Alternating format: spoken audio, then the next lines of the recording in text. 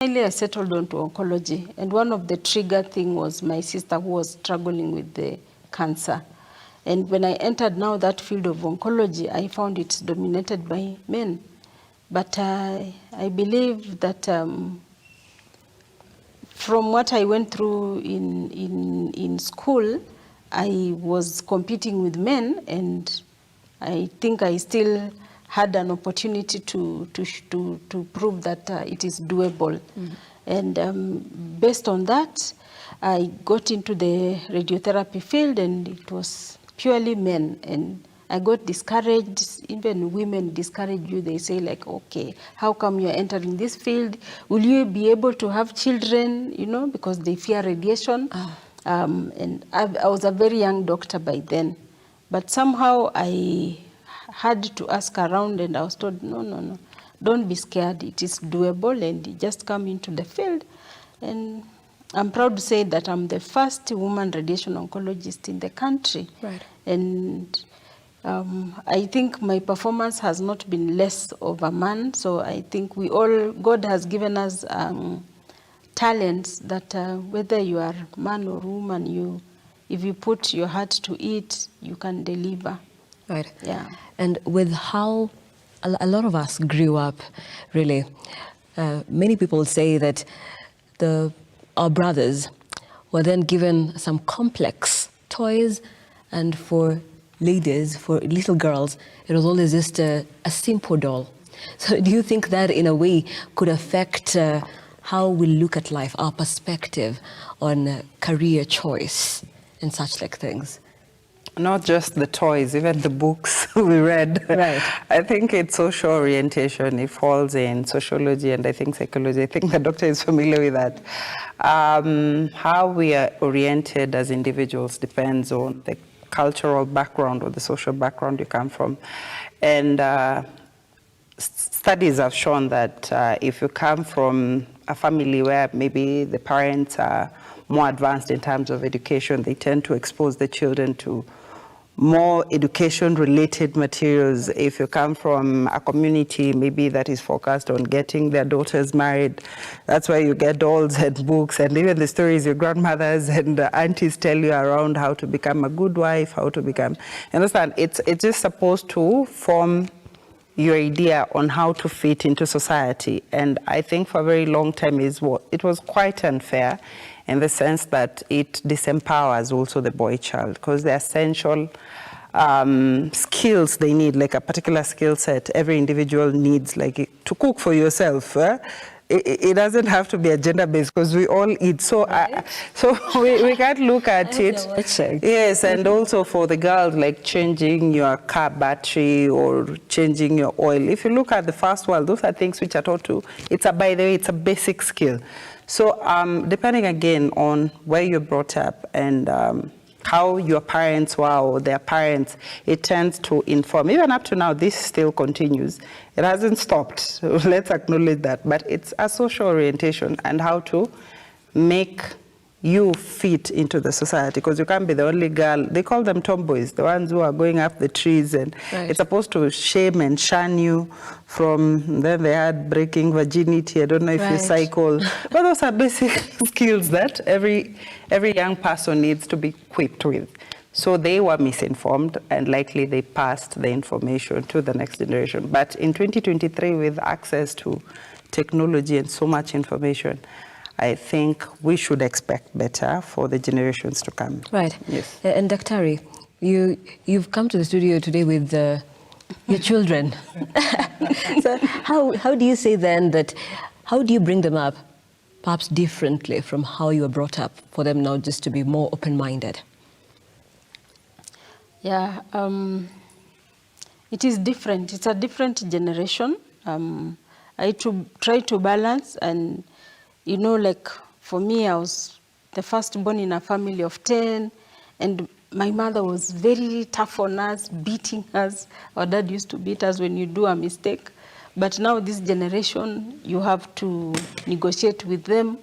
Like today, they all followed me. They said, now you're going to studio. We have to come. Mm-hmm. So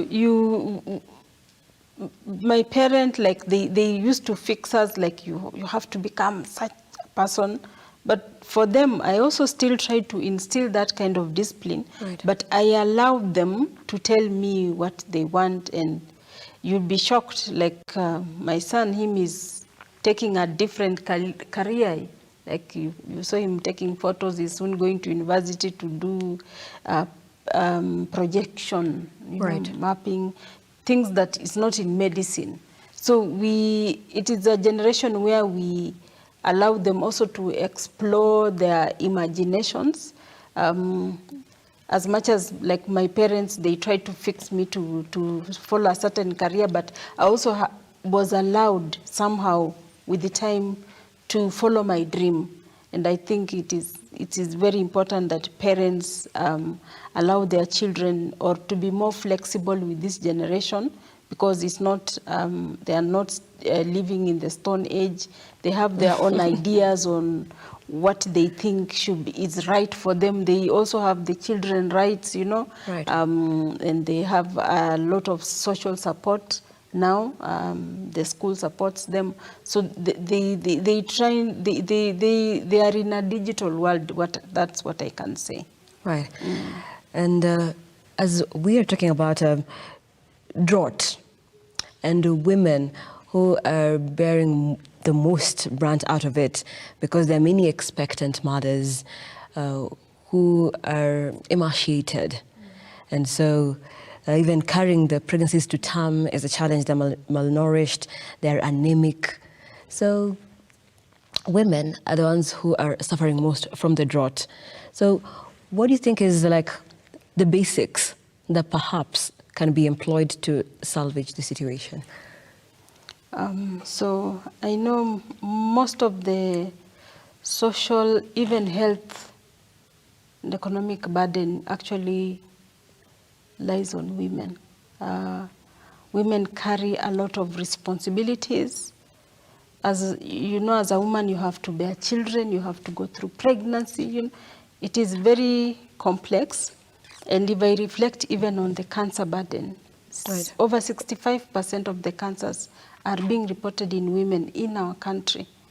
And it is not easy. So the government and even non-governmental organization, because I believe the government is even you and me. Right. We need to somehow also put more resources in women issues, as you talked about drought, hunger. I think the Linda Mama program really came in handy in supporting these women.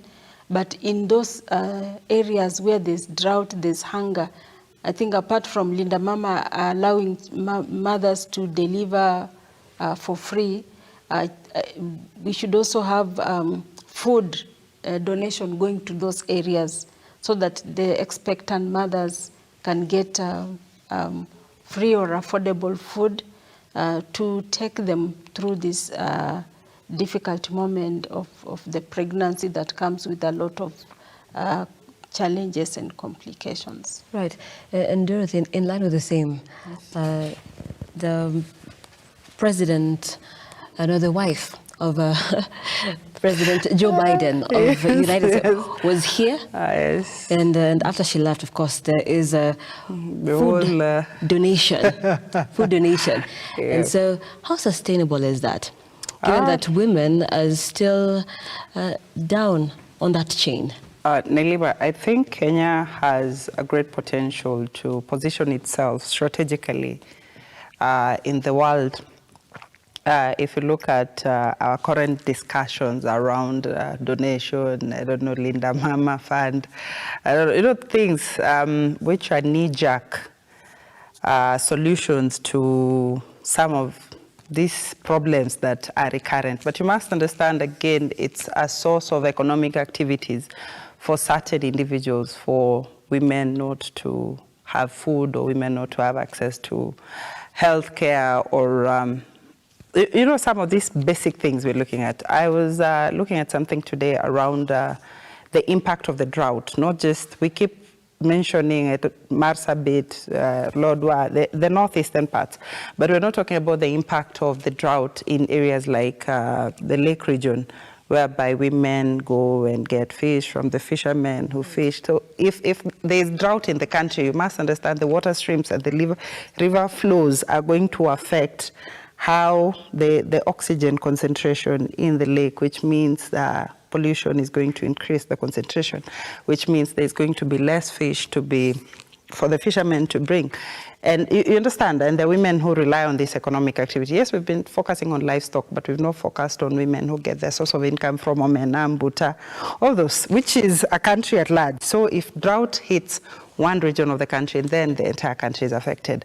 Having funds that are supposed to give women or pregnant mothers food for a short time is not sustainable. So what does that mean? We need people in positions of legislation or policy making to come up with a permanent kitty whereby every Kenyan woman who has a baby, they have support, not just food support, but insurance, medical insurance for the mother and the child for a particular period until the child is healthy and can transition to maybe weaning, feeding, being able to sustain themselves. So I think we're looking at it. We keep solving symptoms, but we need to have serious individuals in the medical healthcare advising. I don't know who the government is, but advising individuals, because we are the government and they are the government. So we have to work hand in hand and give advice and give solutions that are long-term. Right. And I wish we had more time, but I'm being told we have to close.